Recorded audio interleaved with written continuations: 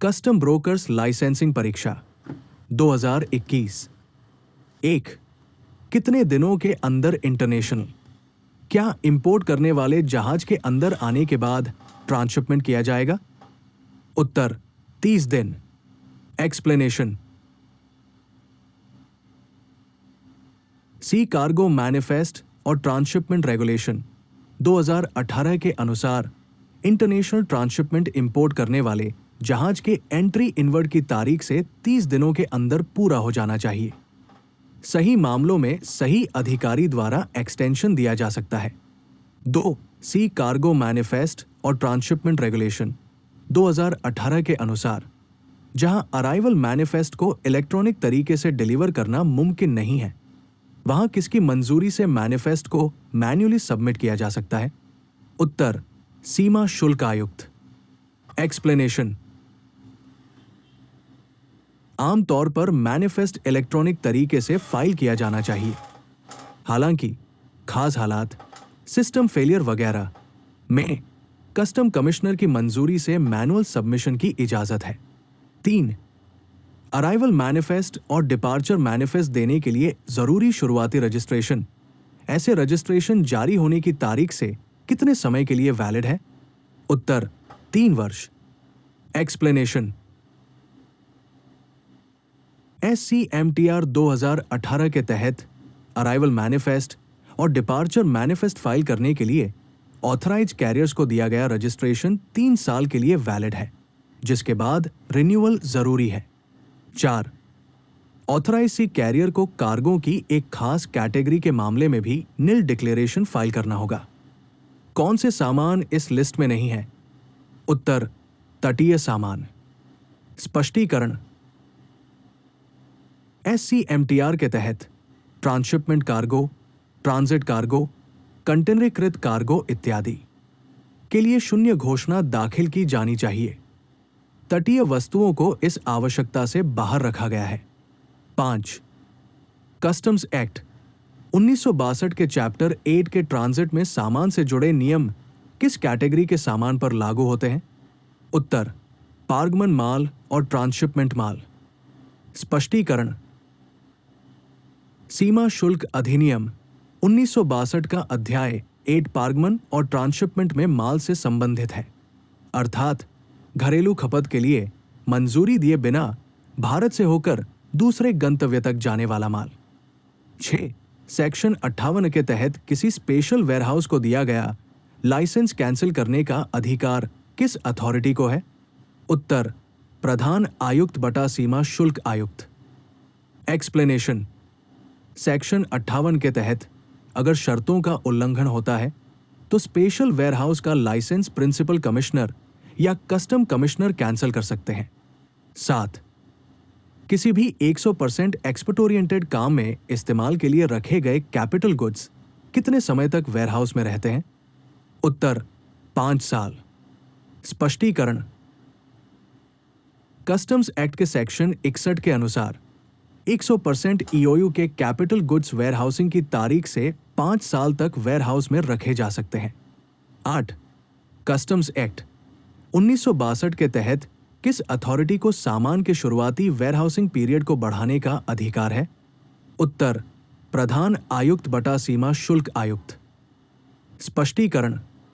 धारा 61 के तहत प्रधान आयुक्त या आयुक्त पर्याप्त कारण होने पर भंडारण अवधि का विस्तार दे सकते हैं। 9.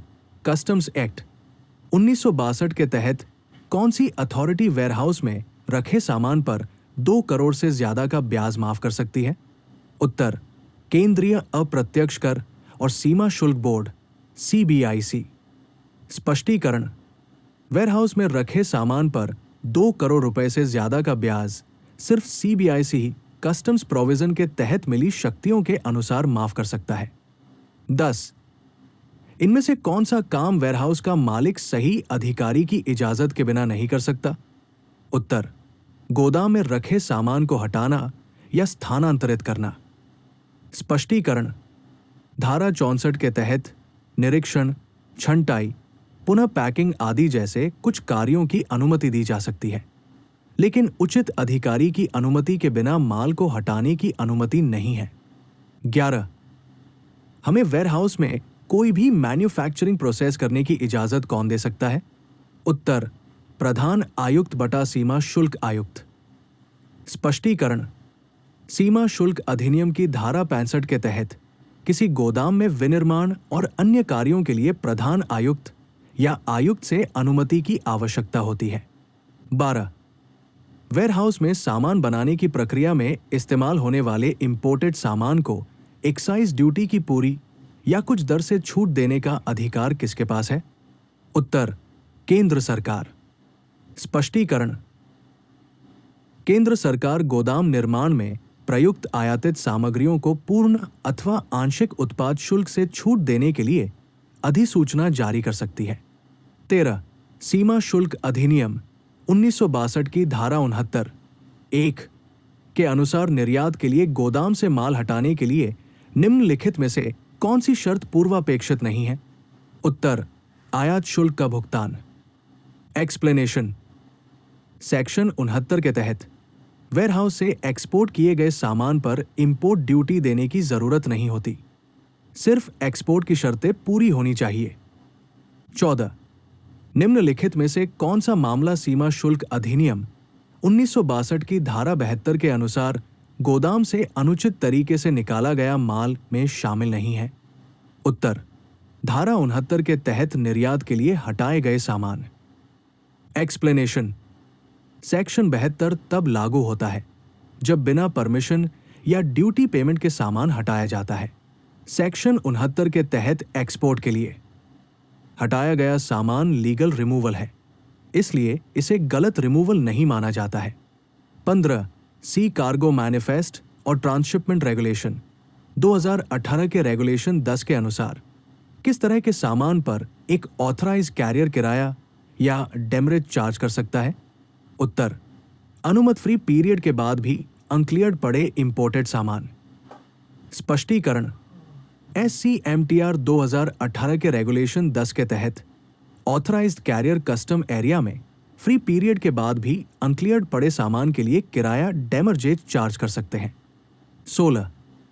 वेयरहाउस के लाइसेंसी को बॉन्ड ऑफिसर के पास वेयरहाउस में सामान की रसीद, स्टोरेज ऑपरेशन और सामान हटाने के बारे में किस तरह का रिटर्न फाइल करना होगा? उत्तर, मासिक रिटर्न। स्पष्टीकरण।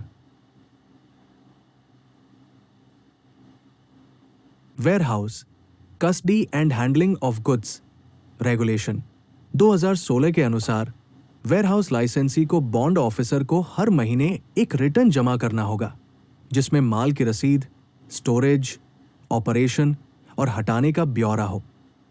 17. पब्लिक वेयरहाउस के लाइसेंस के लिए अप्लाई करते समय एप्लीकेंट को शेड्यूल्ड बैंक से कितने अमाउंट का सॉल्वेंसी सर्टिफिकेट जमा करना होगा? उत्तर, 50 लाख रुपए। स्पष्टीकरण।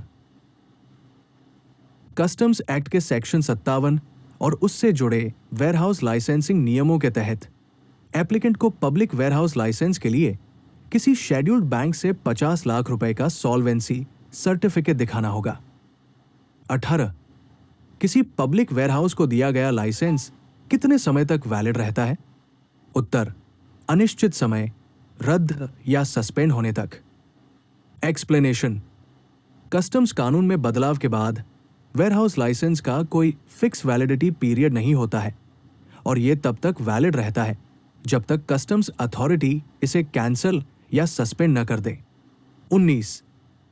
प्राइवेट वेयरहाउस के बारे में नीचे दिए गए बयानों में से कौन सा सही है? उत्तर, प्राइवेट वेयरहाउस में सिर्फ लाइसेंसी का सामान स्टोर होता है। स्पष्टीकरण।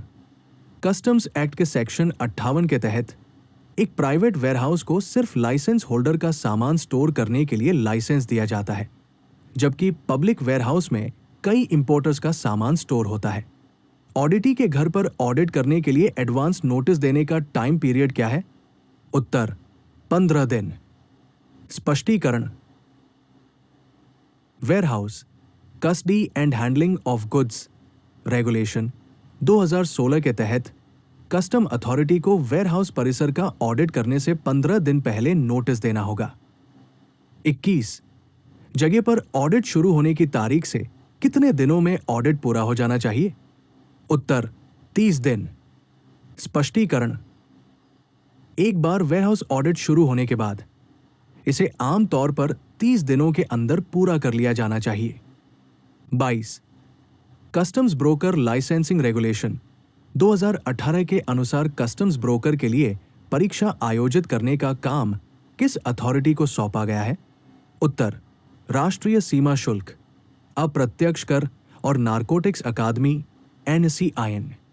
स्पष्टीकरण: CBLR 2018 के तहत कस्टम्स ब्रोकर लाइसेंस के लिए परीक्षा NACIN द्वारा आयोजित की जाती है।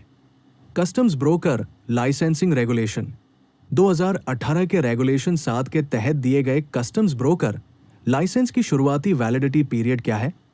उत्तर: 10 वर्ष। स्पष्टीकरण: CBLR 2018 के विनियमन 7 के तहत सीमा शुल्क ब्रोकर लाइसेंस 10 वर्षों के लिए वैध रहता है, जिसके बाद इसे नवीनीकृत किया जा सकता है। 24 इनमें से किस कैटेगरी के कर्मचारियों को कस्टम ब्रोकर एंट्री बिल और शिपिंग बिल की घोषणा पर साइन करने के लिए ऑथराइज कर सकता है? उत्तर: जी कार्ड धारक। स्पष्टीकरण: CBLR 2018 के तहत सीमा शुल्क ब्रोकर के जी कार्ड धारक कर्मचारी को प्रवेश बिल और शिपिंग बिल पर घोषणाओं पर हस्ताक्षर करने के लिए अधिकृत किया गया है। 25 कस्टम्स ब्रोकर्स लाइसेंसिंग रेगुलेशन 2018 के किसी भी नियम का उल्लंघन करने वाले कार्ड होल्डर पर कस्टम्स डिप्टी कमिश्नर ज्यादा से ज्यादा कितनी पेनल्टी लगा सकता है? उत्तर: 10,000 रुपए। स्पष्टीकरण: CBLR 2018 के तहत एक उप बटा सहायक आयुक्त नियमों के उल्लंघन के लिए जी कार्ड धारक पर 10,000 रुपए तक का जुर्माना लगा सकता है। 26 जो व्यक्ति कस्टम्स ब्रोकर लाइसेंस के लिए अप्लाई करना चाहता है, उसके पास कीमती एसेट्स होने की कम से कम क्या जरूरत है? उत्तर: 5 लाख रुपए। स्पष्टीकरण: CBLR 2018 के तहत कस्टम ब्रोकर लाइसेंस के लिए आवेदक के पास कम से कम 5 लाख रुपए की संपत्ति होनी चाहिए। 27 कस्टम कमिश्नर के पास किए गए ऑर्डर से परेशान कस्टम ब्रोकर या कार होल्डर के लिए अपील अथॉरिटी क्या है? उत्तर: सीमा शुल्क, उत्पाद शुल्क और सेवा कर अपीलीय न्यायाधिकरण सेस्टैट। स्पष्टीकरण: CBLR के तहत सीमा शुल्क आयुक्त के आदेशों के खिलाफ अपील CSTT के समक्ष की जा सकती है। 28 अगर कोई इंपोर्टेड सामान भारत में सामान उतारने से पहले या उतारने के दौरान कभी भी खराब हो गया है या खराब हो गया है? उत्तर: खराब हुए सामान की कम कीमत पर ड्यूटी लगती है। स्पष्टीकरण: सीमा शुल्क अधिनियम 1962 की धारा 22 के तहत यदि माल निकासी से पहले क्षतिग्रस्त या खराब हो जाता है तो कम मूल्य पर आनुपातिक रूप से शुल्क देय होगा। 29 अगर एंट्री देने से पहले बिल ऑफ एंट्री पेश किया जाता है तो ड्यूटी रेट और टैरिफ वैल्यूएशन के कैलकुलेशन की तारीख क्या होगी? उत्तर: जहाज के अंदर प्रवेश की तिथि। स्पष्टीकरण: कस्टम्स एक्ट के सेक्शन 15 के अनुसार जब कोई बिल ऑफ एंट्री पहले फाइल किया जाता है तो ड्यूटी की लागू दर एंट्री की तारीख पर तय होती है। 30 इनमें से कौन सा शिपिंग बिल एक्सपोर्टर द्वारा सामान को दिखाने के लिए एक्सपोर्ट करने पर फाइल किया जाता है?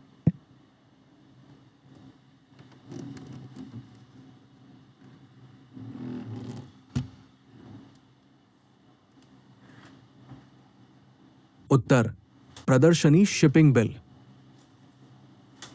स्पष्टीकरण: जब सामान सिर्फ डिस्प्ले या एग्जीबिशन के मकसद से एक्सपोर्ट किया जाता है तो एक्सपोर्टर एक एग्जीबिशन शिपिंग बिल फाइल करता है। 31 अगर इंपोर्ट मुंबई, दिल्ली, चेन्नई, कोलकाता, बैंगलोर के कस्टम हाउस के जरिए होता है तो इंपोर्टर चुनने के लिए आजाद है? उत्तर: मूल्यांकन अधिकारी का कोई भी समूह। स्पष्टीकरण: मुंबई, दिल्ली, चेन्नई, कोलकाता और बैंगलोर जैसे बड़े कस्टम हाउस में इंपोर्टर AD सिस्टम में बिल ऑफ एंट्री फाइल करते समय अप्रेजिंग ग्रुप चुन सकता है। 32 निर्यात सीमा शुल्क मूल्यांकन नियम के नियम 4 के तहत उचित अधिकारी कुछ समायोजन करेगा। उत्तर वास्तव में भुगतान की गई या देय कीमत। स्पष्टीकरण सीमा शुल्क मूल्यांकन निर्यात वस्तुओं के मूल्य का निर्धारण नियम 2007 के नियम 4 के अंतर्गत उचित अधिकारी सही निर्यात मूल्य निर्धारित करने के लिए वास्तव में भुगतान की गई या देय कीमत में समायोजन कर सकता है। 33 जहां इनवॉइस विदेशी करेंसी में है, वहां इंपोर्ट में असेसेबल वैल्यू और टैक्स लायबिलिटी तय करने के लिए विदेशी करेंसी को बदलने का समय क्या है? उत्तर बिल ऑफ एंट्री दाखिल करने की तिथि। स्पष्टीकरण कस्टम्स एक्ट के सेक्शन 14 के अनुसार सीबीआईसी द्वारा बिल ऑफ एंट्री फाइल करने की तारीख को नोटिफाई किया गया एक्सचेंज रेट फॉरेन करेंसी के कन्वर्जन के लिए इस्तेमाल किया जाता है। 34 असली माल ढुलाई और इंश्योरेंस चार्ज के बिना असेसेबल वैल्यू कैलकुलेट करने के लिए लिया गया फॉब का परसेंट क्या है? उत्तर भाड़ा फॉब का 20%, बीमा फॉब का 1.125%। एक्सप्लेनेशन जब असली फ्रेट और इंश्योरेंस उपलब्ध नहीं होते हैं तो कस्टम्स वैल्यूएशन नियम सीआईएफ वैल्यू तय करने के लिए स्टैंडर्ड परसेंटेज तय करते हैं। 35 प्रोजेक्ट इंपोर्ट के तहत आने वाले सामान को किस टैरिफ हेडिंग के तहत क्लासिफाई किया जा सकता है? उत्तर टैरिफ शीर्षक 9801। स्पष्टीकरण कस्टम्स टैरिफ एक्ट के तहत पावर प्लांट, सिंचाई प्रोजेक्ट वगैरह जैसे प्रोजेक्ट इंपोर्ट के लिए इंपोर्ट किए गए सामान को सीटीएच 9801 के तहत क्लासिफाई किया जाता है। 36 लोहे के स्क्रैप को किस चैप्टर के तहत क्लासिफाई किया जा सकता है? उत्तर अध्याय 72। स्पष्टीकरण कस्टम्स टैरिफ के तहत लोहा और स्टील स्क्रैप चैप्टर 72 लोहा और स्टील के अंतर्गत आते हैं। 37 इनमें से कौन सा सामान जब्त किया जा सकता है? उत्तर कस्टम्स एक्ट का उल्लंघन करके इंपोर्ट या एक्सपोर्ट किया गया सामान।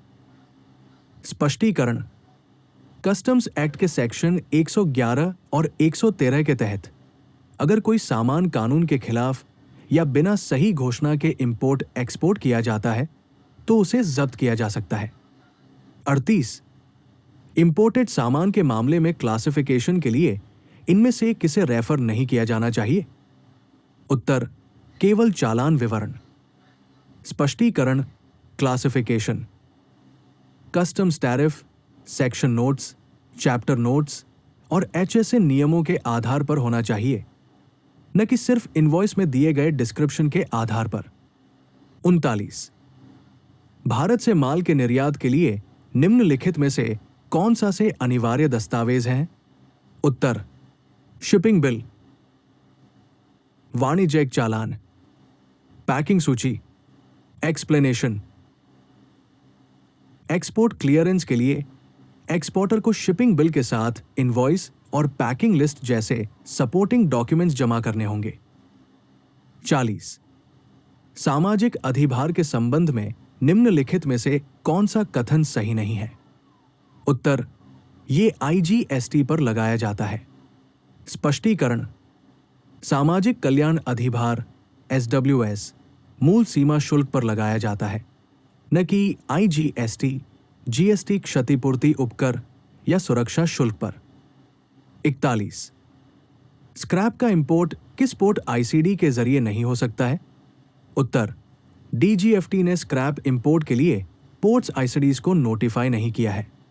स्पष्टीकरण मेटल स्क्रैप के इंपोर्ट की इजाजत सिर्फ डीजीएफटी द्वारा नोटिफाई किए गए पोर्ट आईसीडीज के जरिए ही है, जिनके पास जरूरी इंस्पेक्शन सर्टिफिकेट हो। 42 निम्नलिखित में से कौन सा एक बड़ा संशोधन है? उत्तर शुल्क देयता या वर्गीकरण को प्रभावित करने वाले परिवर्तन। स्पष्टीकरण एक प्रमुख संशोधन उस संशोधन को संदर्भित करता है जो आयात निर्यात दस्तावेज की शुल्क दर, मूल्य, वर्गीकरण या नीति शर्तों को प्रभावित करता है। 43 एयरक्राफ्ट वेसल गाड़ी के आने से कितने दिन पहले तक बिल ऑफ एंट्री फाइल किया जा सकता है? उत्तर 30 दिन। स्पष्टीकरण। कस्टम्स एक्ट के सेक्शन 46 के अनुसार जहाज एयरक्राफ्ट गाड़ी के आने से 30 दिन पहले तक बिल ऑफ एंट्री फाइल किया जा सकता है। 44। वैल्यूएशन के मामले में डिडक्टिव मेथड रूल 7 और कंप्यूटेड मेथड रूल 8 को लागू करने के क्रम को उल्टा किया जा सकता है। उत्तर आयातक के अनुरोध पर। एक्सप्लेनेशन। कस्टम्स वैल्यूएशन रूल्स के तहत आमतौर पर रूल 7 को रूल 8 से पहले लागू किया जाता है, लेकिन इंपोर्टर ऑर्डर को रिवर्सल करने की रिक्वेस्ट कर सकता है। 45। इंपोर्टर और सप्लायर को संबंधित माना जाएगा अगर? उत्तर वे एक दूसरे के बिजनेस के ऑफिसर या डायरेक्टर हैं। स्पष्टीकरण। सीमा शुल्क मूल्यांकन नियमों के नियम 2(2) के तहत पक्षों को संबंधित माना जाता है अगर वे एक दूसरे के व्यवसायों में निदेशक अधिकारी, साझेदार, नियोक्ता कर्मचारी आदि हैं। 46। ट्रांजैक्शन वैल्यू कैलकुलेट करने के लिए इनमें से क्या शामिल नहीं है? उत्तर आयात पश्चात शुल्क। एक्सप्लेनेशन। कस्टम्स वैल्यूएशन रूल्स 2007 के रूल 10 के तहत कुछ कॉस्ट जैसे कमीशन, पैकिंग, रॉयल्टी, असिस्ट वगैरह ट्रांजैक्शन वैल्यू में शामिल है, लेकिन इंपोर्ट के बाद लगने वाले चार्ज, पोस्ट इंपोर्टेशन खर्च असेसेबल वैल्यू में शामिल नहीं है। 47। माल की जांच के संबंध में निम्नलिखित में से कौन सा सही नहीं है? उत्तर सभी इंपोर्टेड सामान की फिजिकली जांच होनी चाहिए। व्याख्या। रिस्क मैनेजमेंट सिस्टम आरएमएस के तहत सामान की हमेशा फिजिकली जांच नहीं की जाती है। कई कंसाइनमेंट बिना जांच के रिस्क असेसमेंट के आधार पर क्लियर कर दिए जाते हैं। 48। निम्नलिखित में से कौन सा अग्रिम निर्णय का उद्देश्य है? उत्तर इंपोर्ट एक्सपोर्ट से पहले टैक्स लायबिलिटी पर क्लैरिटी पाने के लिए। स्पष्टीकरण। Advance ruling import export transaction करने से पहले क्लासिफिकेशन, वैल्यूएशन, ड्यूटी के लागू होने या नोटिफिकेशन के बारे में निश्चितता देता है। 49। निम्नलिखित में से कौन से शुल्क भारत में आयात पर लागू नहीं होते हैं? उत्तर निर्यात शुल्क। एक्सपोर्ट ड्यूटी सिर्फ भारत से एक्सपोर्ट किए गए सामान पर लगती है, इंपोर्ट पर नहीं। इंपोर्ट पर BCD, IGST, SWS, anti dumping duty, safeguard duty वगैरह लग सकती है। 50। अगर डिपार्टमेंट का रीअसेसमेंट इंपोर्टर के सेल्फ असेसमेंट से अलग हो तो क्या होगा? उत्तर बोलने का आदेश सही अधिकारी द्वारा जारी किया जाना चाहिए। एक्सप्लेनेशन। कस्टम्स एक्ट के सेक्शन 17 के तहत अगर ऑफिसर सेल्फ असेसमेंट में बदलाव करता है तो 15 दिनों के अंदर एक स्पीकिंग ऑर्डर जारी करना होगा अगर इंपोर्टर रिक्वेस्ट करे। 51। क्या ब्रांड रेट ऑफ ड्रॉबैक किसके द्वारा दिया जाता है? उत्तर सीमा शुल्क विभाग। स्पष्टीकरण। ब्रांड रेट ड्रॉबैक डायरेक्टरेट बटा कस्टम अधिकारियों द्वारा तय किया जाता है और पेमेंट कस्टम द्वारा किया जाता है। 52। पोस्ट क्लियरेंस ऑडिट पीसीए के अलग अलग टाइप क्या है? उत्तर परिसराधारित लेखा परीक्षा पीबीए, डेस्क आधारित audit. Explanation. Post clearance audit या तो इंपोर्टर एक्सपोर्टर की जगह पर या कस्टम ऑफिस में डॉक्यूमेंट वेरिफिकेशन के जरिए किया जाता है। 53। सीमा शुल्क मूल्यांकन नियम 2007 के अनुसार निर्यात वस्तुओं के मूल्य को तय करने का सही क्रम क्या है?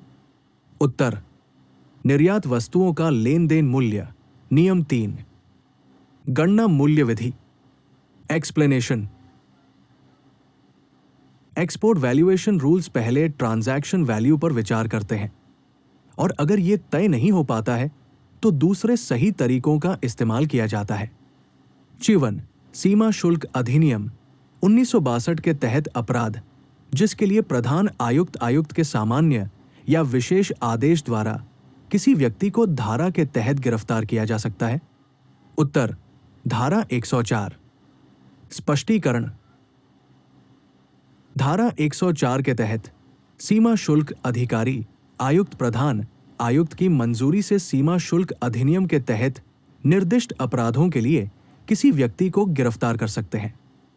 कस्टम्स एक्ट 1962 के सेक्शन 102 के तहत जिस व्यक्ति की तलाशी लेनी है उसे सबसे पास के किस थाने में ले जाना चाहिए? उत्तर, सीमा शुल्क का राजपत्रित अधिकारी या मजिस्ट्रेट। स्पष्टीकरण, तलाशी से पहले व्यक्ति को किसी गजेटेड ऑफिसर या मजिस्ट्रेट की मौजूदगी का अनुरोध करने का अधिकार है। 56 कस्टम्स एक्ट 1962 के सेक्शन 100 के तहत संदिग्ध लोगों की तलाशी लेने का अधिकार किस पर लागू होता है? उत्तर, कोई भी व्यक्ति जिस पर तस्करी का सामान ले जाने का संदेह हो। स्पष्टीकरण, सीमा शुल्क अधिकारी उन व्यक्तियों की तलाशी ले सकते हैं जिन पर तस्करी का माल छिपाने का उचित संदेह हो। 57 कस्टम्स एक्ट का कौन सा सेक्शन सही ऑफिसर को गाड़ी रोकने और तलाशी लेने का अधिकार देता है? उत्तर, धारा 106। स्पष्टीकरण, धारा 106 के तहत सीमा शुल्क अधिकारी तस्करी का माल ले जाने के संदेह में किसी भी वाहन को रोक सकते हैं, उसमें सवार हो सकते हैं और तलाशी ले सकते हैं। 58 गाड़ियों को रोकने और तलाशी लेने के अधिकार के तहत सही अधिकारी क्या कर सकता है? उत्तर, गाड़ी को रोकें, उसमें चढ़े, तलाशी लें और उसकी जांच करें। स्पष्टीकरण, अधिकारी गाड़ी, जहाज, हवाई जहाज को रोक सकता है, उसमें चढ़ सकता है और तस्करी के सामान की तलाशी ले सकता है। 59 छिपाए गए सामान का पता लगाने के लिए संदिग्ध लोगों के शरीर की स्क्रीनिंग या एक्सरे करने के अधिकार के तहत सही अधिकारी ऐसे व्यक्ति को हिरासत में ले सकता है और उसे सबसे पास के पुलिस स्टेशन के सामने पेश कर सकता है। उत्तर, मजिस्ट्रेट। स्पष्टीकरण, अगर शरीर के अंदर तस्करी का सामान होने का शक हो तो व्यक्ति को हिरासत में लिया जा सकता है और मेडिकल जांच के लिए मजिस्ट्रेट के सामने पेश किया जा सकता है। 60 कस्टम्स एक्ट 1962 के सेक्शन 111 के तहत निम्नलिखित में से कौन सा सामान जब्त किया जा सकता है? उत्तर, अनुचित तरीके से आयातित सामान। स्पष्टीकरण, धारा 111 अनुचित तरीके से आयातित वस्तुओं जैसे गलत घोषित, तस्करी की गई अथवा कानून के विपरीत आयातित वस्तुओं की जब्ती से संबंधित है। 61 सीमा शुल्क अधिनियम 1962 के तहत कुछ मामलों में शुल्क की कम वसूली या न वसूली के लिए जुर्माना किस धारा के तहत लगाया जाता है? उत्तर, धारा 114। स्पष्टीकरण, सीमा शुल्क अधिनियम 1962 की धारा 114 ए के तहत जुर्माना तब लगाया जाता है जब धोखाधड़ी, मिलीभगत, जानबूझकर गलत बयान या तथ्यों को दबाने के कारण शुल्क नहीं लगाया गया हो, कम लगाया गया हो या गलती से वापस कर दिया गया हो। 62 सीमा शुल्क अधिनियम 1962 की धारा 120 किससे संबंधित है? उत्तर, तस्करी के सामान को छिपाने के लिए इस्तेमाल किए गए सामान की जब्ती। स्पष्टीकरण, धारा 120 के अंतर्गत यदि तस्करी का माल अन्य माल में छुपाया जाता है तो छुपाने के लिए प्रयोग किया गया माल भी जब्त किया जा सकता है। 63 सेटलमेंट कमीशन में दिए गए एप्लीकेशन का निपटारा कितने समय के अंदर किया जाएगा? उत्तर, 9 माह। स्पष्टीकरण, कस्टम्स एक्ट के सेक्शन 127 सी के तहत सेटलमेंट कमीशन को एप्लीकेशन की तारीख से 9 महीने के अंदर एप्लीकेशन का निपटारा करना चाहिए। 64 सेटलमेंट कमीशन में दिया गया आवेदन कब वापस लिया जा सकता है? उत्तर, इसे वापस नहीं लिया जा सकता। स्पष्टीकरण, एक बार सेटलमेंट कमीशन के सामने एप्लीकेशन फाइल करने के बाद कानून के तहत एप्लीकेशन वापस लेने की इजाजत नहीं है। 65 कस्टम्स एक्ट 1962 के तहत सेटलमेंट कमीशन को रेवेन्यू की सुरक्षा के लिए प्रोविजनल अटैचमेंट का ऑर्डर देने की पावर किस सेक्शन के तहत दी गई है? उत्तर धारा 127 ई। स्पष्टीकरण। धारा 127 ई के तहत निपटान आयोग राजस्व के हितों की सुरक्षा के लिए आवेदक की संपत्ति को अनंतिम रूप से कुर्क कर सकता है। 66। सेटलमेंट कमीशन का आदेश किन मामलों के संबंध में सही है?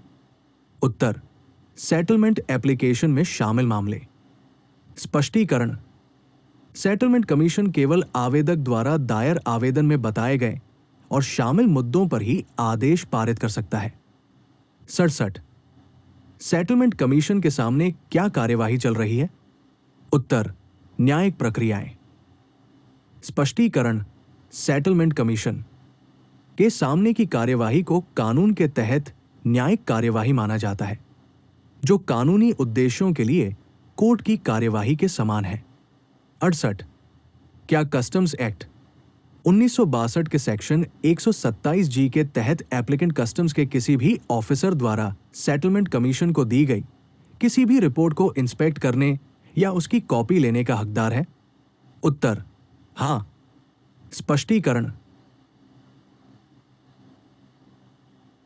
सेक्शन 127 जी के तहत आवेदक को तय शर्तों के तहत कस्टम अधिकारियों द्वारा सेटलमेंट कमीशन को जमा की गई रिपोर्ट के रिकॉर्ड की जांच करने और उनकी कॉपी पाने का अधिकार है। 69। अपीलीय न्यायाधिकरण सेस्टैट का गठन केंद्र सरकार द्वारा सीमा शुल्क अधिनियम 1962 की किस धारा के तहत किया गया है? उत्तर धारा 129। व्याख्या। कस्टम्स एक्ट के सेक्शन 129 के तहत कस्टम्स, एक्साइज और सर्विस टैक्स अपीलेट ट्रिब्यूनल सेस्टैट का गठन केंद्र सरकार द्वारा कस्टम्स अधिकारियों के आदेशों के खिलाफ अपील सुनने के लिए किया जाता है। 70।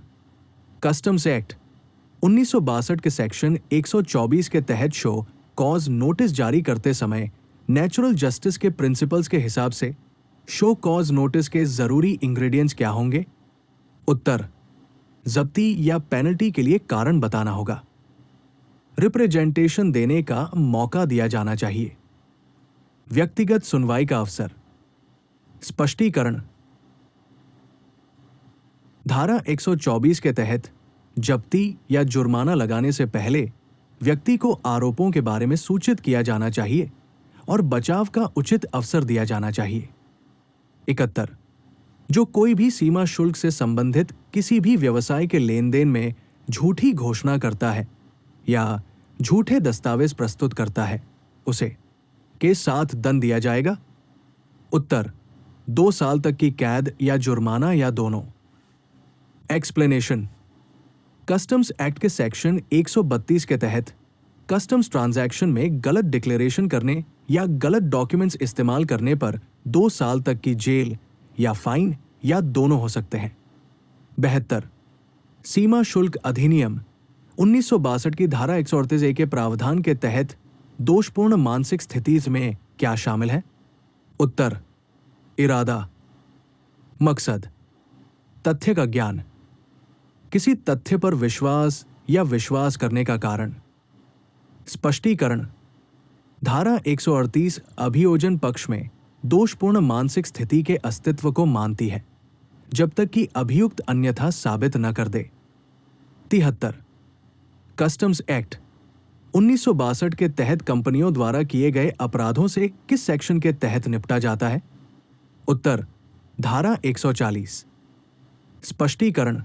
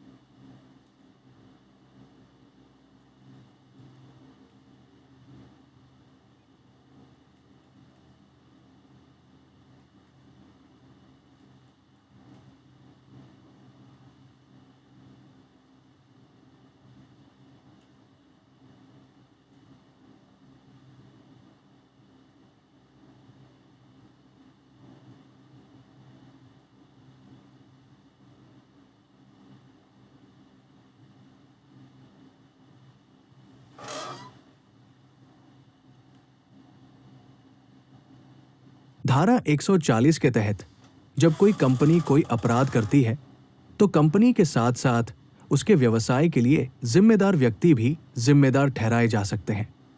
74। कस्टम्स एरिया में गाड़ियों और सामान पर किसका कंट्रोल होता है? उत्तर, सीमा शुल्क अधिकारी। स्पष्टीकरण। कस्टम्स एक्ट के सेक्शन 141 के तहत कस्टम्स एरिया में सभी सामान और गाड़ियां कस्टम्स अधिकारियों के कंट्रोल में रहती हैं। 75। सीमा शुल्क अधिनियम 1962 की धारा 138C के तहत निम्नलिखित में से कौन सा साक्ष्य के रूप में स्वीकार्य है? उत्तर, इलेक्ट्रॉनिक रिकॉर्ड और कंप्यूटर प्रिंटआउट। स्पष्टीकरण। धारा 138C electronic record, computer printout और डिजिटल दस्तावेजों को सीमा शुल्क कार्यवाही में स्वीकार्य सबूत के रूप में मान्यता देता है। 76। सीमा शुल्क अधिनियम 1962 की धारा 143A के प्रावधानों के तहत सीबीआई निम्नलिखित के लिए प्रक्रियाओं को सरल बना सकता है या अलग प्रक्रियाएं प्रदान कर सकता है। उत्तर, व्यापार को आसान बनाना और बिजनेस करने में आसानी बढ़ाना। व्याख्या। धारा 143A के तहत केंद्रीय अप्रत्यक्ष कर और सीमा शुल्क बोर्ड सीबीआईसी को प्रक्रियाओं को सरल बनाने, वैकल्पिक प्रक्रियाओं को निर्धारित करने और व्यापार को सुविधाजनक बनाने तथा व्यापार करने में आसानी सुनिश्चित करने के लिए अनुपालन बोझ को कम करने का अधिकार है। 77। कस्टम्स एक्ट 1962 के तहत कस्टम्स ब्रोकर का लाइसेंस किस सेक्शन के तहत जारी किया जाता है? उत्तर, धारा 146। स्पष्टीकरण। कस्टम्स एक्ट के सेक्शन 146 के तहत किसी व्यक्ति को कस्टम्स क्लियरेंस में इंपोर्टर्स या एक्सपोर्टर्स के लिए एजेंट के तौर पर काम करने के लिए कस्टम्स ब्रोकर लाइसेंस लेना होगा। 78। दस्तावेज के संशोधन के संबंध में निम्नलिखित में से कौन सा प्रावधान गलत है? उत्तर, सामान क्लियरेंस के बाद सही अधिकारी की इजाजत के बिना बदलाव की इजाजत है। एक्सप्लेनेशन। कस्टम्स एक्ट 1962 के सेक्शन 149 के तहत bill of entry, shipping bill या मैनिफेस्ट जैसे डॉक्यूमेंट्स में बदलाव की इजाजत सिर्फ सही ऑफिसर ही दे सकता है और आम तौर पर यह फाइलिंग के समय मौजूद डॉक्यूमेंट्री सबूतों पर आधारित होता है। इसलिए क्लियरेंस के बाद बिना इजाजत के बदलाव करना गलत है। 30 दिसंबर 2020 तक कितनी भाग लेने वाली सरकारी एजेंसियां संचित स्विफ्ट कार्यक्रम पर हैं? उत्तर, 44 सहभागी सरकारी एजेंसियां पीजीए। व्याख्या। स्विफ्ट ट्रेड को आसान बनाने के लिए सिंगल विंडो इंटरफेस के तहत संचित कार्यक्रम को एकीकृत करने के लिए कागज रहित निकासी और एकल खिड़की व्यापार प्रसंस्करण की सुविधा के लिए 30 दिसंबर 2020 तक लगभग 44 भाग लेने वाली सरकारी एजेंसियां शामिल थी। 80। ड्यूटी में छूट के दावे या सीसीआर कंपलसरी कंप्लायंस रिक्वायरमेंट को पूरा करने के लिए सपोर्टिंग डॉक्यूमेंट्स को बिल ऑफ एंट्री के साथ संचित पर कब से अपलोड करना जरूरी है? उत्तर, 1 अक्टूबर 2018। स्पष्टीकरण।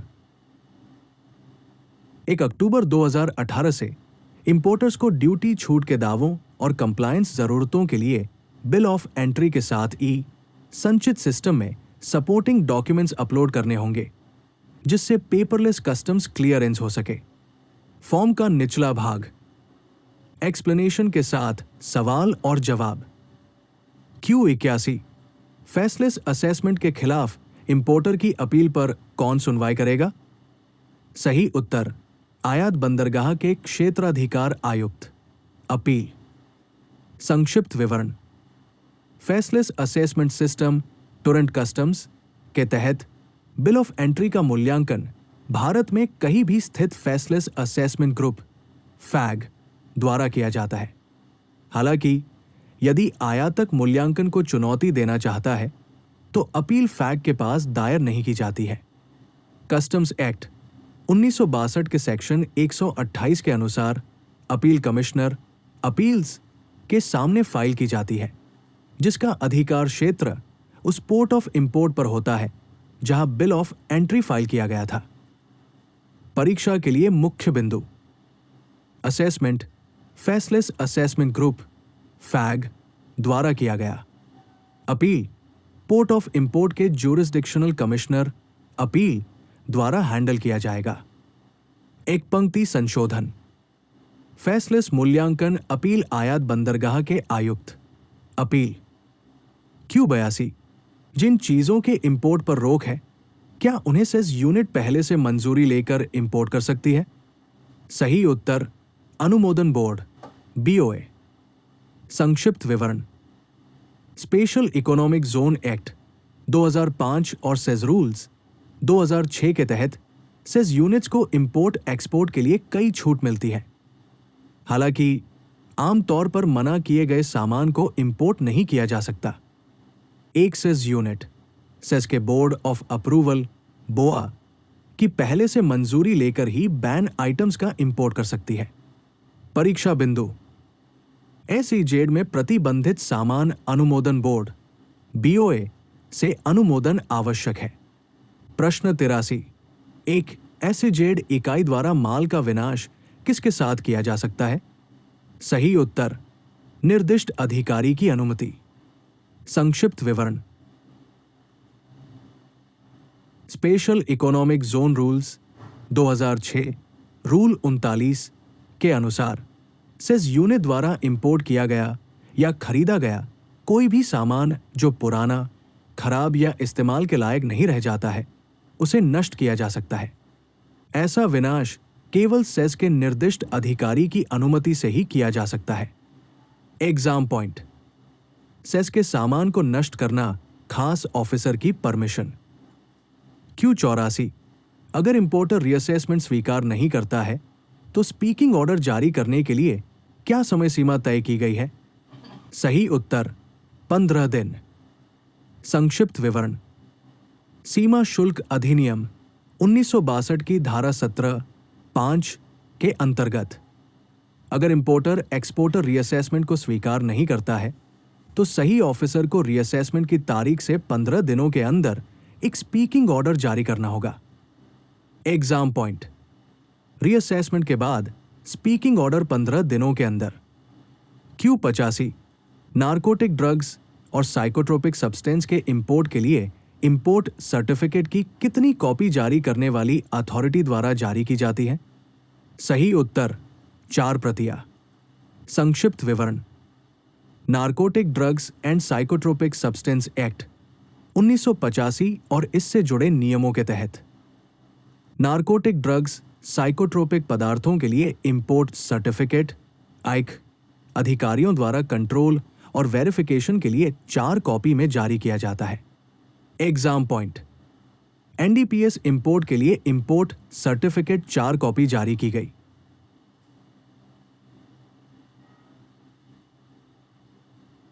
प्रश्न 86: NDPS रूल्स 1985 के अनुसार नारकोटिक्स कमिश्नर नारकोटिक ड्रग्स और साइकोट्रोपिक सब्सटेंस के इंपोर्ट के लिए इंपोर्ट सर्टिफिकेट जारी करेगा या मना करेगा अगर एप्लीकेशन सभी तरह से पूरा हो गया हो और वो कितने समय के अंदर मिल जाए?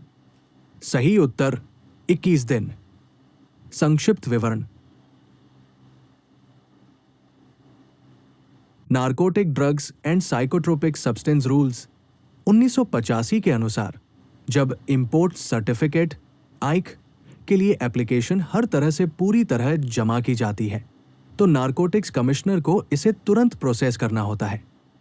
नियमों के मुताबिक पूरा एप्लीकेशन मिलने की तारीख से 21 दिनों के अंदर इंपोर्ट सर्टिफिकेट जारी या नामंजूर किया जाना चाहिए। एग्जाम पॉइंट: CBLR बटा customs broker exam. NDPS rules के तहत इंपोर्ट सर्टिफिकेट 21 दिनों के अंदर फैसला। Ultra short revision: NDPS import certificate पर फैसले का समय 21 दिन। प्रश्न 87: NDPS नियंत्रित पदार्थों का विनियमन आदेश 1993 के अनुसार किसी भी नियंत्रित पदार्थ के प्रत्येक आयातक या निर्यातक को दैनिक गतिविधियों के रिकॉर्ड को कितने समय तक सुरक्षित रखना होगा? सही उत्तर 5 साल। संक्षिप्त विवरण। एनडीपीएस कंट्रोल्ड सब्सटेंस का रेगुलेशन ऑर्डर 1993 के तहत कंट्रोल्ड सब्सटेंस से डील करने वाले इंपोर्टर्स एक्सपोर्टर्स को ट्रांजैक्शन और एक्टिविटीज का रोज का हिसाब रखना होगा। इन रिकॉर्ड्स को अधिकारियों द्वारा वेरिफिकेशन के लिए कम से कम 5 साल तक संभाल कर रखना होगा। Exam point. Controlled substance record retention 5 साल। प्रश्न 88। एनडीपीएस नियंत्रित पदार्थों का विनियमन आदेश 1993 के अनुसार आदेश के तहत पंजीकृत प्रत्येक व्यक्ति को नियंत्रित पदार्थ की प्राप्ति, आयात, बिक्री, उपभोग या निर्यात की तिमाही रिटर्न दाखिल करनी होगी। सही उत्तर नारकोटिक्स आयुक्त। संक्षिप्त विवरण। कंट्रोल्ड सब्सटेंस से जुड़े ट्रांजैक्शन का क्वार्टरली रिटर्न नारकोटिक्स कमिश्नर को जमा करना होगा। कंट्रोल की गई चीजों के इंपोर्ट, एक्सपोर्ट, बिक्री और इस्तेमाल की मॉनिटरिंग होती है। परीक्षा बिंदु।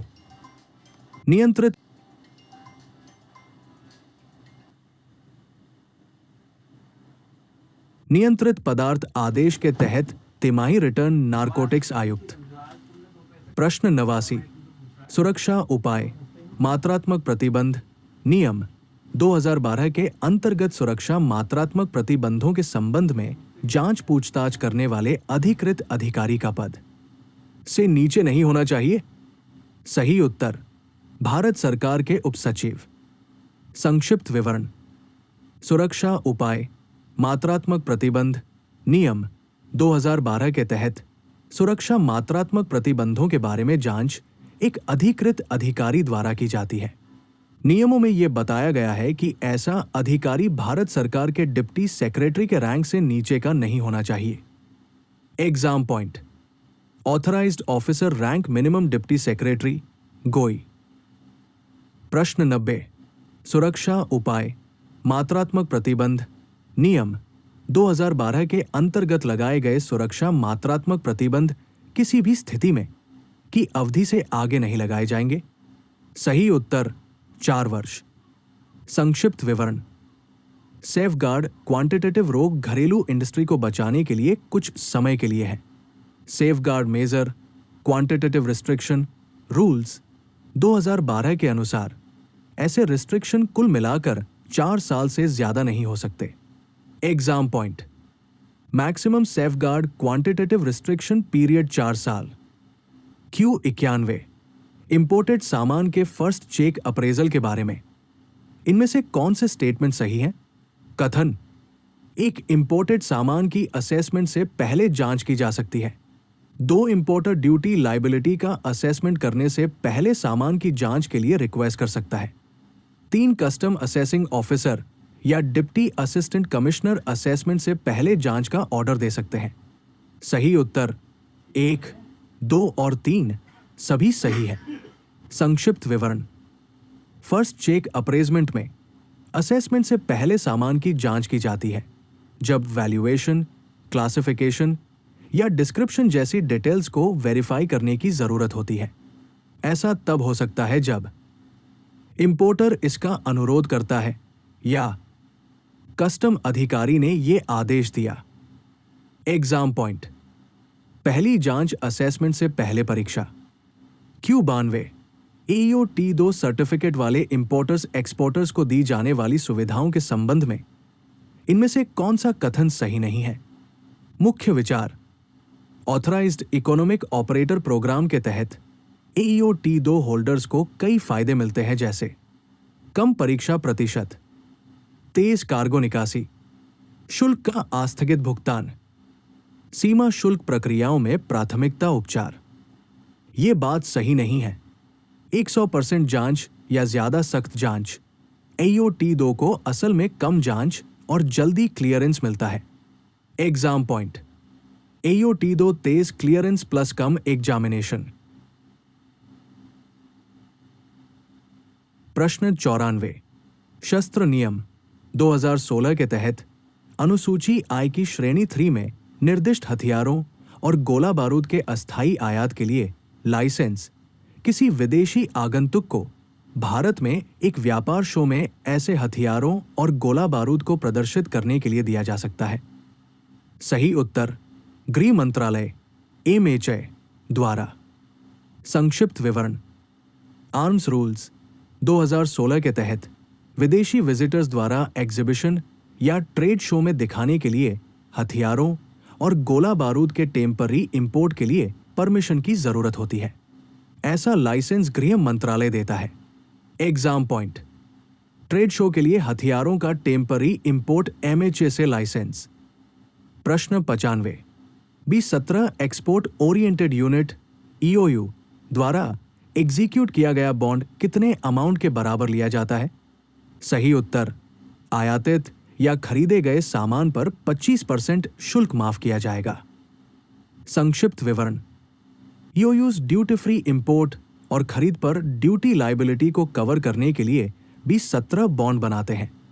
बॉन्ड की रकम आम तौर पर ऐसे सामान पर छोड़ी गई ड्यूटी का 25% होती है। Exam point. EOU B17 bond छोड़ी गई ड्यूटी का 25%।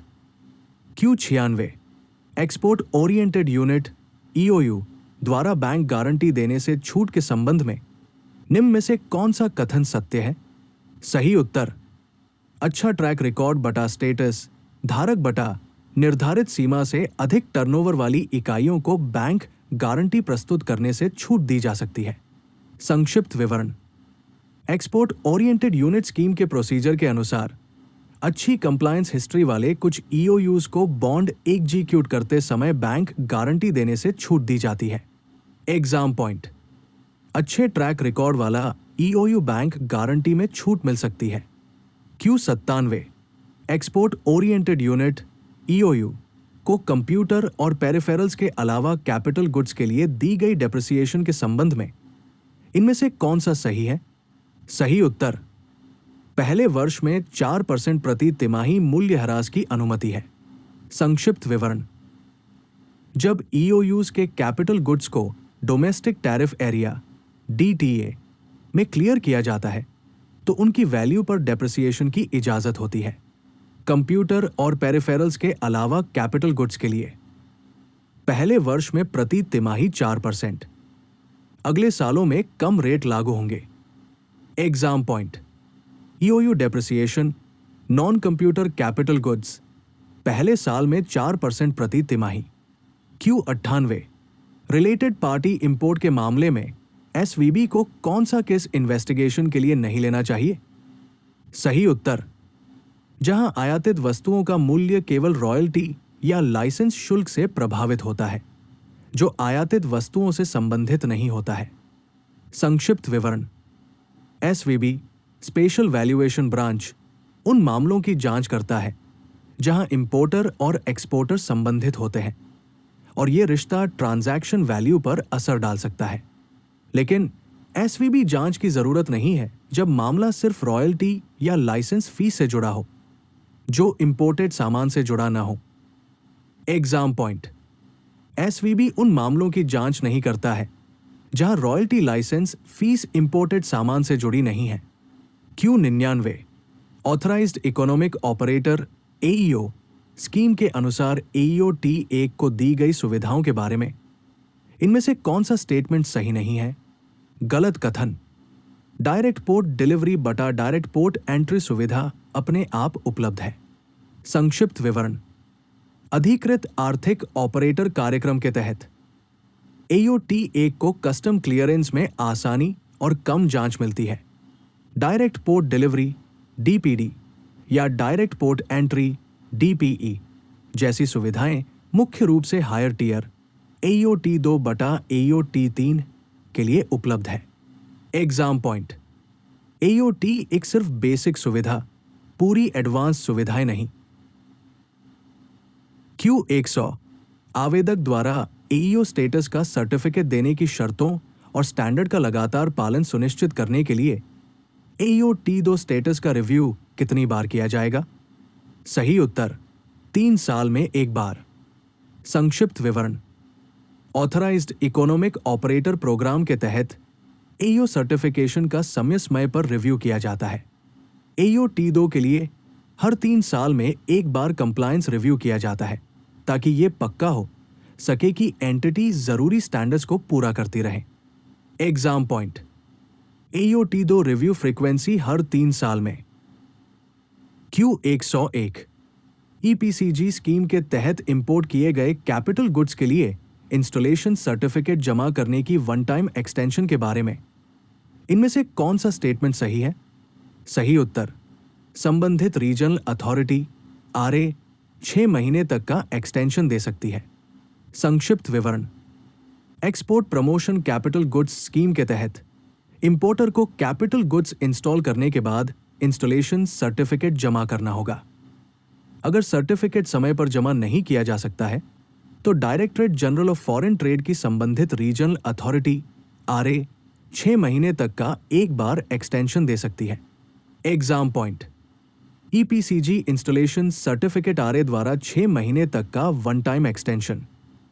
Q102 क्या संबंधित कस्टम अधिकारी किसी ईओयू ईएचटीपी एसटीपी यूनिट को किसके द्वारा चलाए जा रहे स्कूल को इंपोर्टेड कंप्यूटर और कंप्यूटर पेरिफेरल्स डोनेट करने की इजाजत दे सकते हैं? सही उत्तर, केंद्र सरकार बटा राज्य सरकार बटा स्थानीय प्राधिकरण। संक्षिप्त विवरण, एक्सपोर्ट ओरिएंटेड यूनिट स्कीम ईएचटीपी या एसटीपी के तहत आने वाली यूनिट्स इस्तेमाल किए गए कंप्यूटर और पेरिफेरल्स डोनेट कर सकती है। ऐसा डोनेशन सेंट्रल स्टेट गवर्नमेंट या कस्टम्स की परमिशन से लोकल अथॉरिटीज द्वारा चलाए जा रहे स्कूलों को दिया जा सकता है। Exam point, EOU computer donation सरकारी बटा लोकल अथॉरिटी स्कूल। सी कार्गो मैनिफेस्ट और ट्रांसशिपमेंट रेगुलेशन 2018 के नियमों का उल्लंघन करने वाले ऑथराइज कैरियर पर कितनी पेनल्टी लगाई जा सकती है? सही उत्तर, 50,000 रुपए। संक्षिप्त विवरण, sea cargo manifest and transshipment regulation 2018 के तहत अगर कोई ऑथराइज कैरियर मैनिफेस्ट ट्रांसशिपमेंट की फाइलिंग या हैंडलिंग से जुड़े नियमों का उल्लंघन करता है तो 50,000 रुपए तक का जुर्माना लगाया जा सकता है। परीक्षा बिंदु, SCMTR जुर्माना सीमा 50,000 रुपए। प्रश्न 104, sea cargo manifest and transshipment regulation 2018 के तहत पास किए गए किसी भी फैसले या ऑर्डर से नाराज व्यक्ति किस अथॉरिटी के सामने अपील कर सकता है? सही उत्तर, सीमा शुल्क आयुक्त। संक्षिप्त विवरण, सी कार्गो मैनिफेस्ट और ट्रांसशिपमेंट रेगुलेशन 2018 के तहत कोई ऑर्डर या फैसला पास होता है तो परेशान व्यक्ति कस्टम कमिश्नर के सामने अपील कर सकता है। Exam point, SCMTR appeal authority commissioner of customs. Q105 warehouse से माल क्लियरेंस के समय दे ड्यूटी की राशि पर ब्याज कितने समय के बाद दे होगा? सही उत्तर, 90 दिनों के बाद। संक्षिप्त विवरण, सीमा शुल्क अधिनियम 1962 की धारा 61 के अनुसार माल एक निश्चित अवधि तक बिना ब्याज के गोदाम में रह सकता है। घर पर इस्तेमाल के लिए क्लियरेंस से 90 दिन पहले तक रहता है तो ब्याज देना होगा। Exam point, warehouse interest liability 90 दिनों के बाद। प्रश्न 106, वेयरहाउसिंग बॉन्ड कब कैंसिल किया जा सकता है? सही उत्तर, घरेलू खपत निर्यात के लिए माल की विधिवत मंजूरी के बाद और सभी शुल्कों, ब्याज और शुल्कों का भुगतान कर दिया जाता है। संक्षिप्त विवरण, कस्टम्स एक्ट 1962 के तहत जब सामान बॉन्डेड वेयरहाउस में स्टोर किया जाता है तो एक इंपोर्टर वेयरहाउसिंग बॉन्ड बनाता है। एक बार सामान ठीक से क्लियर हो जाने और सभी लायबिलिटीज खत्म हो जाने पर बॉन्ड कैंसिल हो जाता है। Exam point, warehousing bond cancellation माल के क्लियरेंस और ड्यूटी ब्याज के पेमेंट के बाद। Q107 दो समुद्री बंदरगाहों के बीच सीधे माल के ट्रांसशिपमेंट के मामले में कौन सा कथन सही है? सही उत्तर, यदि वाहक SCMTR के तहत बांड निष्पादित करता है तो अलग से ट्रांसशिपमेंट बांड की आवश्यकता नहीं है। संक्षिप्त विवरण, सी कार्गो मैनिफेस्ट और ट्रांसशिपमेंट रेगुलेशन 2018 के तहत जब सामान को सीधे एक समुद्री पोर्ट से दूसरे पोर्ट पर ट्रांसशिप किया जाता है तो ऑथराइज कैरियर का बॉन्ड उस मूवमेंट को कवर करता है। इसलिए इंपोर्टर एक्सपोर्टर को अलग से बॉन्ड की जरूरत नहीं है। Exam point, direct C2C port transshipment carrier bond SCMTR के तहत कवर किया गया। Q108, कस्टम्स के ज्यूरिसडिक्शनल कमिश्नर ऑडिट पूरा होने का समय कितना बढ़ा सकते हैं? सही उत्तर 6 महीने। संक्षिप्त विवरण, कस्टम्स ऑडिट रेगुलेशन 2018 के तहत ऑडिट आमतौर पर तय समय के अंदर पूरा हो जाना चाहिए। कस्टम्स के अधिकार क्षेत्र के कमिश्नर 6 महीने तक का एक्सटेंशन दे सकते हैं। एग्जाम पॉइंट, कस्टम्स ऑडिट पूरा करने का एक्सटेंशन 6 महीने। Q109, एक कस्टम ब्रोकर कार्ड होल्डर के अलावा कितने और लोगों को काम पर रख सकता है? सही उत्तर 10 व्यक्ति। संक्षिप्त विवरण, कस्टम्स ब्रोकर्स लाइसेंसिंग रेगुलेशन 2018 के तहत एक कस्टम्स ब्रोकर कस्टम्स के काम में मदद के लिए स्टाफ रख सकता है। हालांकि कार्ड होल्डर्स के अलावा ज्यादा से ज्यादा 10 लोगों को काम पर रखा जा सकता है। एग्जाम पॉइंट, कस्टम ब्रोकर कर्मचारी non card maximum 10। Q110, custom act 1962 के किस सेक्शन के तहत किसी जगह की तलाशी लेने की पावर दी गई है? सही उत्तर धारा 105। संक्षिप्त विवरण, कस्टम्स एक्ट 1962 के तहत सेक्शन 105 कस्टम अधिकारियों को किसी जगह की तलाशी लेने का अधिकार देता है अगर उन्हें लगता है कि जब्त करने लायक सामान या डॉक्यूमेंट छिपाए गए हैं। एग्जाम पॉइंट, जगह की तलाशी सेक्शन 105। प्रश्न 111, सीमा शुल्क अधिनियम 1962 के तहत स्पष्ट रूप से उल्लेख नहीं किए गए उल्लंघन के लिए दंड की परिकल्पना धारा के तहत की गई है। सही उत्तर धारा 117। संक्षिप्त विवरण, सीमा शुल्क अधिनियम 1962 की धारा 117 में सामान्य दंड का प्रावधान है। यह तब लागू होता है जब कोई नियम तोड़ने की घटना होती है, लेकिन कहीं और कोई खास सजा तय नहीं है। Exam point, general penalty provision section 117। प्रश्न 112, जहां माल सीमा शुल्क अधिनियम 1962 की धारा 110 1 के तहत जब्त किया जाता है और कोई कारण बताओ नोटिस जारी नहीं किया जाता है, क्या माल वापस कर दिया जाएगा यदि SCN जारी नहीं किया जाता है? सही उत्तर 6 महीने। संक्षिप्त विवरण, सीमा शुल्क अधिनियम 1962 की धारा 110 2 के अनुसार जब माल जब्त किया जाता है, कारण बताओ नोटिस 6 महीने के अंदर जारी किया जाना चाहिए, नहीं तो सामान उस व्यक्ति को वापस कर देना चाहिए जिससे उसे जब्त किया गया था। यह समय कमिश्नर द्वारा बढ़ाया जा सकता है। एग्जाम पॉइंट, दौरे के बाद SCN 6 महीने के अंदर। Q113, अगर कोई व्यक्ति कस्टम्स एक्ट 1962 के सेक्शन 103 के तहत मजिस्ट्रेट के ऑर्डर पर रेडियोलॉजिस्ट को अपने शरीर की स्क्रीनिंग करने या एक्सरे पिक्चर लेने से रोकता है या मना करता है तो उसे क्या सजा होगी? सही उत्तर 6 महीने तक की कैद या जुर्माना या दोनों। संक्षिप्त विवरण, सीमा शुल्क अधिनियम 1962 की धारा 103 के तहत मजिस्ट्रेट किसी संदिग्ध व्यक्ति की मेडिकल जांच बटा एक्सरे स्क्रीनिंग का आदेश दे सकता है। अगर व्यक्ति एक्सरे जांच से मना करता है या उसका विरोध करता है तो उसे 6 महीने तक की जेल या जुर्माना या दोनों हो सकते हैं। परीक्षा बिंदु, धारा 103 के तहत एक्सरे से इनकार करना 6 महीने तक की कैद या जुर्माना या दोनों। प्रश्न 114, किससे संबंधित अपराध के मामले में किसी व्यक्ति को 7 साल तक की कैद और जुर्माना हो सकता है?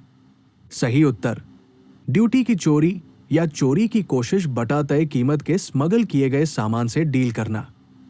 संक्षिप्त विवरण, सीमा शुल्क अधिनियम 1962 धारा 135 के तहत गंभीर अपराध जैसे शुल्क चोरी, धोखाधड़ी वाला आयात निर्यात, तस्करी के सामान से निपटने पर 7 साल तक की जेल और जुर्माना हो सकता है। Exam point. गंभीर कस्टम्स अपराध सेक 135 7 साल तक की कैद। क्यू 115 कस्टम्स एक्ट 1962 के सेक्शन 135 के तहत बिना किसी नुकसान के इस एक्ट के तहत की जा सकने वाली किसी भी कार्रवाई के लिए इनमें से कौन सा सही है? सही उत्तर तस्करी, धोखाधड़ी से शुल्क चोरी या निषिद्ध वस्तुओं से निपटने जैसे अपराधों के लिए अभियोजन शुरू किया जा सकता है। संक्षिप्त विवरण। कस्टम्स एक्ट 1962 का सेक्शन 135 गंभीर कस्टम्स अपराधों के लिए क्रिमिनल केस चलाने का प्रावधान करता है। यह कार्रवाई एक्ट के तहत जब्ती, जुर्माना या दूसरी कार्रवाई के अलावा है। Exam point. सेक्शन 135 कस्टम अपराधों के लिए क्रिमिनल मुकदमा। क्यू 116 इनमें से कौन से ऑफिसर कस्टम्स एक्ट 1962 को लागू करने में कस्टम्स ऑफिसर्स की मदद करने के लिए पावर्ड और जरूरी है? सही उत्तर धारा 151 के तहत सूचीबद्ध सभी अधिकारी। संक्षिप्त विवरण।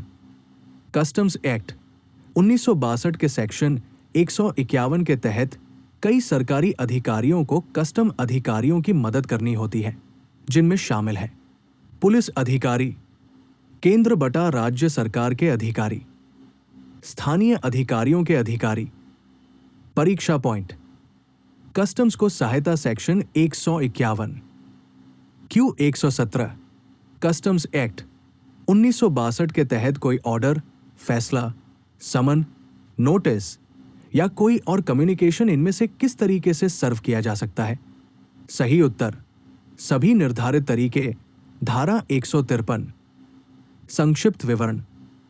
कस्टम्स एक्ट 1962 के सेक्शन 153 के अनुसार सर्विस इस तरह दी जा सकती है: रजिस्टर्ड पोस्ट बटा स्पीड पोस्ट बटा कुरियर, ईमेल या इलेक्ट्रॉनिक संचार। अगर डिलीवरी मुमकिन न हो तो जगह पर नोटिस चिपका दें। Exam point. नोटिस की service section 153। Q 118 customs act 1962 के तहत सरकार या अधिकारी द्वारा अच्छी नीयत से किए गए किसी भी काम के लिए की गई कार्रवाई का प्रोटेक्शन किस सेक्शन के तहत दिया जाता है?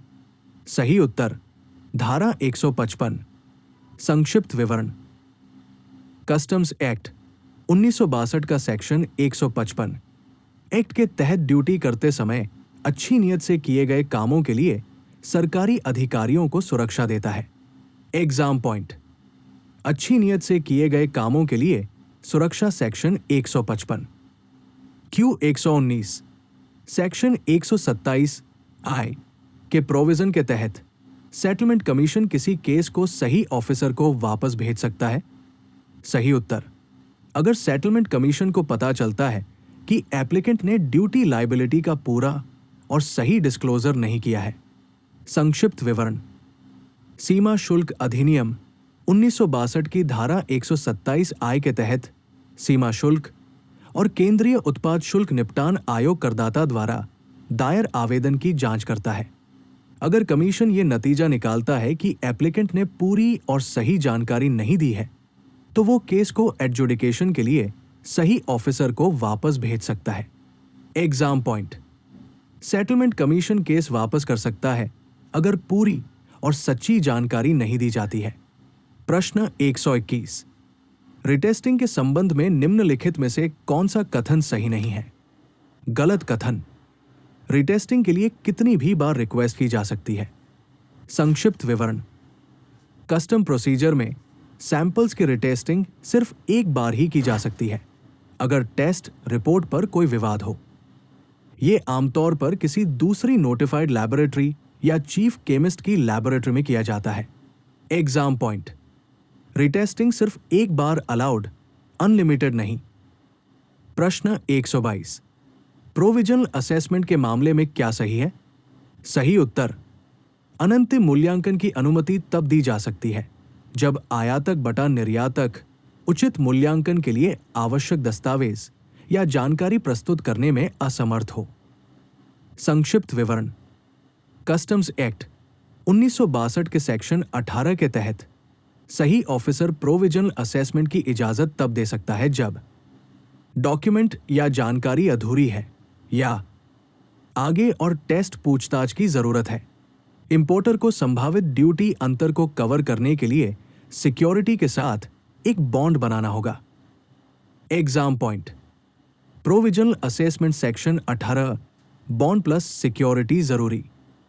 Q 123, अगर फाइनल असेसमेंट के बाद टैक्सपेयर को कोई टैक्स अमाउंट देना होता है तो इंटरेस्ट किस तारीख से कैलकुलेट किया जाएगा?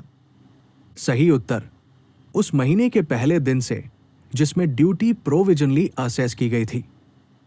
संक्षिप्त विवरण, सीमा शुल्क अधिनियम 1962 की धारा 18 के तहत जब माल का अनंतिम मूल्यांकन किया जाता है और बाद में अंतिम मूल्यांकन के परिणाम स्वरूप अतिरिक्त शुल्क देय होता है तो ब्याज की गणना उस महीने के पहले दिन से की जाती है जिसमें अनंतिम मूल्यांकन किया गया था, भुगतान की तारीख तक। एग्जाम पॉइंट, प्रोविजनल असेसमेंट के फाइनल होने के बाद इंटरेस्ट प्रोविजनल असेसमेंट के महीने के पहले दिन से। Q 124, कस्टम्स एक्ट 1962 के अनुसार चार्जिंग सेक्शन है। सही उत्तर धारा 12। संक्षिप्त विवरण, सीमा शुल्क अधिनियम 1962 की धारा 12 चार्जिंग धारा है। इसमें यह प्रावधान है कि भारत में आयात या भारत से निर्यात किए जाने वाले माल पर सीमा शुल्क लगाया जाएगा। एग्जाम पॉइंट, कस्टम्स एक्ट का चार्जिंग सेक्शन 12। Q 125, अगर इंपोर्टर 30 दिनों के अंदर उन सामानों को क्लियर नहीं करता है जिन्हें आसानी से इंपोर्ट किया जा सकता है तो क्या होगा? सही उत्तर, कस्टम्स द्वारा सामान नीलामी के जरिए बेचा जा सकता है। संक्षिप्त विवरण, कस्टम्स एक्ट 1962 के सेक्शन 48 के अनुसार अगर इंपोर्टेड सामान 30 दिनों के अंदर क्लियर, वेयरहाउस या ट्रांसशिप नहीं किया जाता है तो सही ऑफिसर नोटिस के बाद सामान बेच सकता है। एग्जाम पॉइंट, 30 दिनों के अंदर सामान क्लियर नहीं किया गया कस्टम्स द्वारा बिक्री, सेक्शन 48। प्रश्न 126, क्या किसी इंपोर्टर को कस्टम ब्रोकर की सर्विस लेना जरूरी है? सही उत्तर नहीं। संक्षिप्त विवरण, एक इंपोर्टर एक्सपोर्टर खुद ही सामान क्लियर कर सकता है और खुद ही डॉक्यूमेंट्स फाइल कर सकता है। कस्टम्स ब्रोकर को हायर करना ऑप्शनल है, जरूरी नहीं। Exam point, customs broker service optional, जरूरी नहीं। Q 127, आईईसी कहां से लेना है? सही उत्तर विदेश व्यापार महानिदेशालय, DGFT। संक्षिप्त विवरण, import export code IEC DGFT द्वारा फॉरेन ट्रेड पॉलिसी के तहत जारी किया जाता है। यह भारत में इंपोर्ट एक्सपोर्ट एक्टिविटीज के लिए जरूरी है। एग्जाम पॉइंट, आईईसी जारी करने वाली अथॉरिटी DGFT।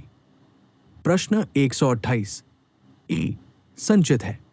सही उत्तर इंपोर्ट एक्सपोर्ट क्लियरेंस के लिए सपोर्टिंग डॉक्यूमेंट्स अपलोड करने के लिए एक इलेक्ट्रॉनिक सिस्टम।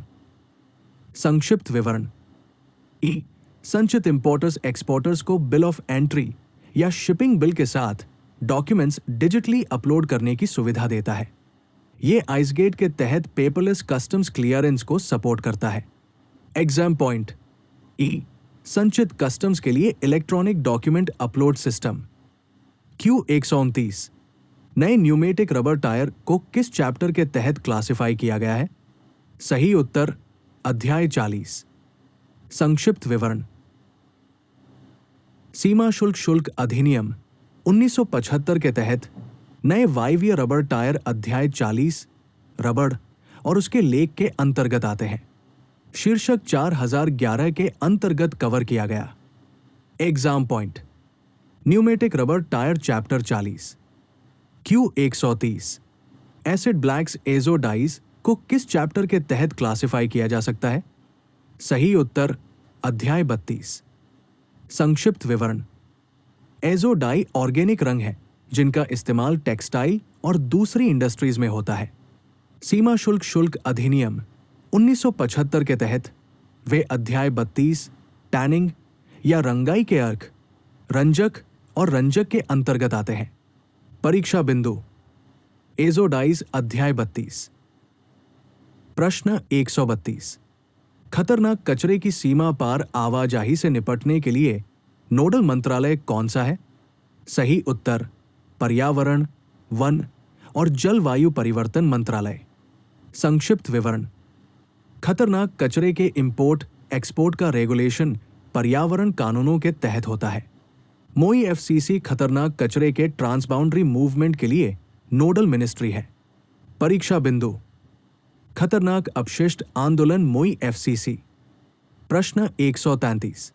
आईटीसी एचएस क्या है?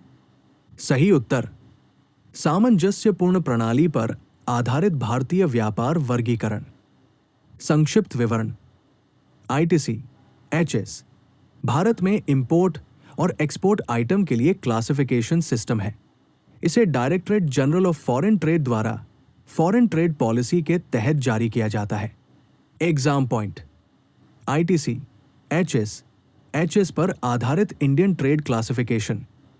क्यू 134 कस्टम्स एक्ट 1962 के सेक्शन 27 के तहत रिफंड क्लेम फाइल करने की टाइम लिमिट क्या है?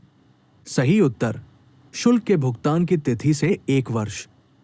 संक्षिप्त विवरण। कस्टम्स एक्ट 1962 के सेक्शन 27 के तहत ड्यूटी के पेमेंट की तारीख से 1 साल के अंदर रिफंड क्लेम फाइल करना होगा। Exam point. Customs refund claim time limit 1 साल। क्यू 135 अगर एक्सपोर्टर को लगता है कि पेमेंट की गई ड्रॉबैक की रकम ड्यू अमाउंट से कम है तो वह। सही उत्तर सप्लीमेंट्री ड्रॉबैक क्लेम के लिए अप्लाई कर सकते हैं। संक्षिप्त विवरण। अगर मिली ड्रॉबैक रकम तय रकम से कम है तो एक्सपोर्टर बाकी रकम पाने के लिए सप्लीमेंट्री ड्रॉबैक क्लेम जमा कर सकता है। Exam point. कम drawback payment supplementary drawback claim. SEZ unit द्वारा ऑथराइज व्यक्ति द्वारा ओवरसीज एग्जीबिशन के लिए जेम्स और ज्वेलरी आइटम्स को पर्सनली ले जाने की वैल्यू क्या है? सही उत्तर 5 मिलियन अमेरिकी डॉलर। संक्षिप्त विवरण। स्पेशल इकोनॉमिक जोन रूल्स 2006 के अनुसार सेज यूनिट्स विदेश में एग्जीबिशन के लिए पर्सनल कैरेज से जेम्स और ज्वेलरी भेज सकती है। पहले से मंजूरी मिलने पर वैल्यू लिमिट USD 5 मिलियन है। Exam point. Says jewellery personal carriage limit USD 5 million. प्रश्न 137। आयातित वस्तुओं के मूल्यांकन के संबंध में CSTT द्वारा पारित आदेश के खिलाफ अपील किसके पास है? सही उत्तर भारत का सर्वोच्च न्यायालय। संक्षिप्त विवरण। कस्टम्स एक्ट 1962 के सेक्शन 130E के तहत वैल्यूएशन या क्लासिफिकेशन से जुड़े सेस्टैट ऑर्डर के खिलाफ अपील सीधे सुप्रीम कोर्ट में की जा सकती है। Exam point. CESTAT valuation classification appeal supreme court. Q 138 export data processing और मॉनिटरिंग सिस्टम EDPMS किसके द्वारा विकसित किया गया है? सही उत्तर भारतीय रिजर्व बैंक। संक्षिप्त विवरण। EDPMS एक RBI सिस्टम है जिसका इस्तेमाल बैंकों के जरिए एक्सपोर्ट से होने वाली कमाई पर नजर रखने के लिए किया जाता है। परीक्षा बिंदु। EDPMS developer RBI। प्रश्न 139।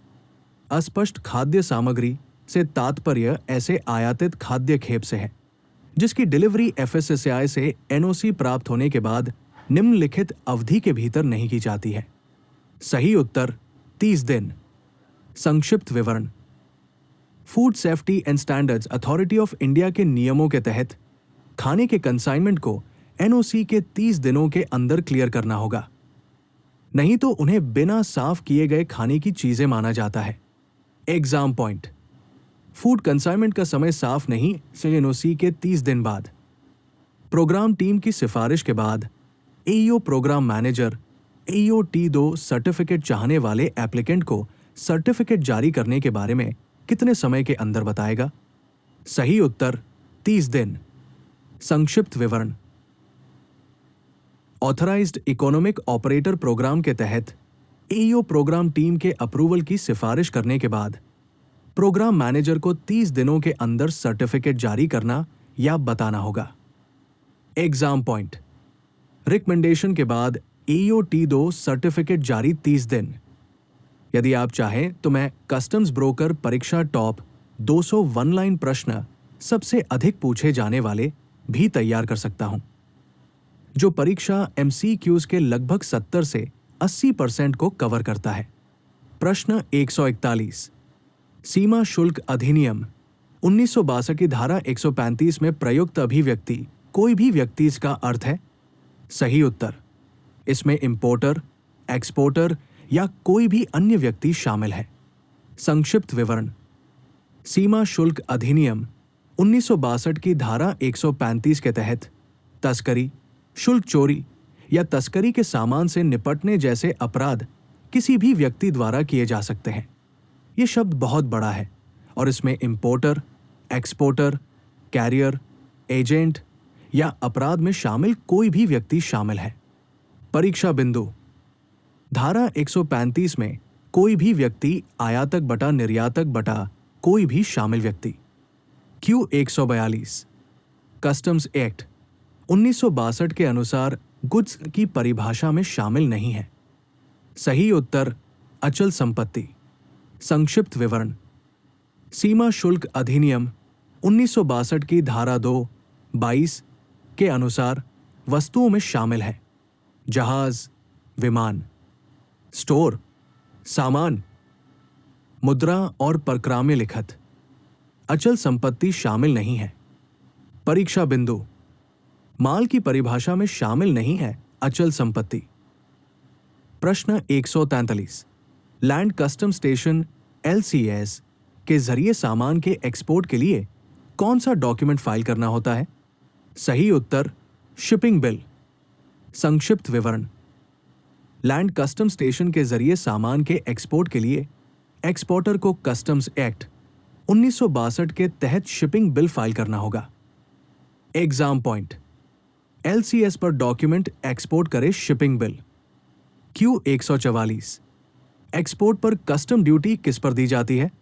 सही उत्तर निर्यातित माल। संक्षिप्त विवरण।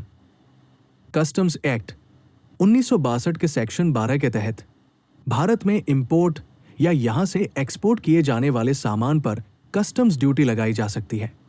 इसलिए अगर टैरिफ में बताया गया है तो एक्सपोर्ट किए गए सामान पर एक्सपोर्ट ड्यूटी देनी होगी।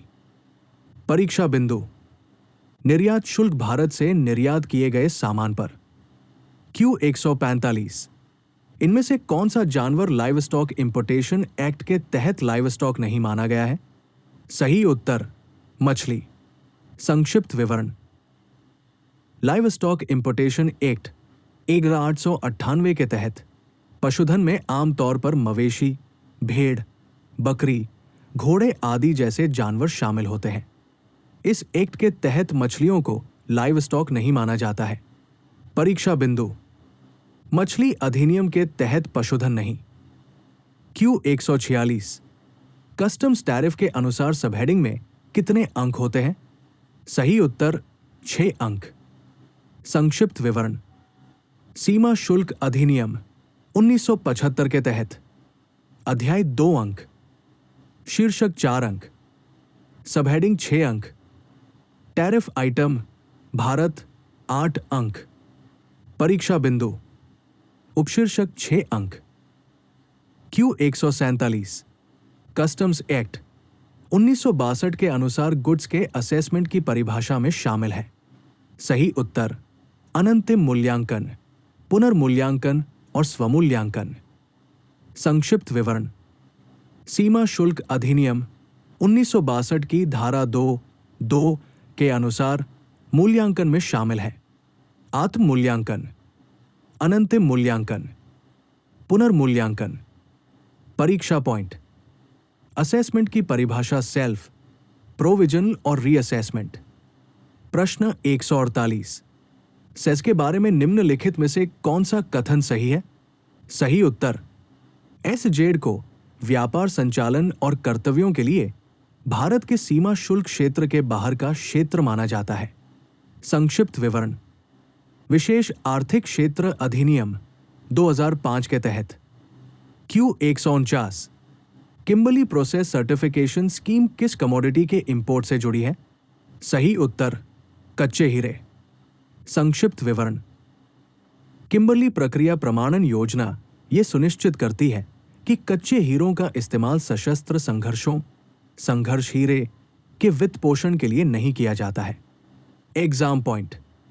Kimberly process rough diamonds private customs bonded warehouse को लाइसेंस देने के लिए सही अथॉरिटी कौन है? सही उत्तर सीमा शुल्क आयुक्त। संक्षिप्त विवरण। कस्टम्स एक्ट 1962 के सेक्शन 58 के तहत प्राइवेट बॉन्डेड वेयरहाउस के लिए लाइसेंस कस्टम्स के जुरिस्डिक्शनल कमिश्नर द्वारा दिया जाता है। Exam point. Private bonded warehouse licence commissioner of customs.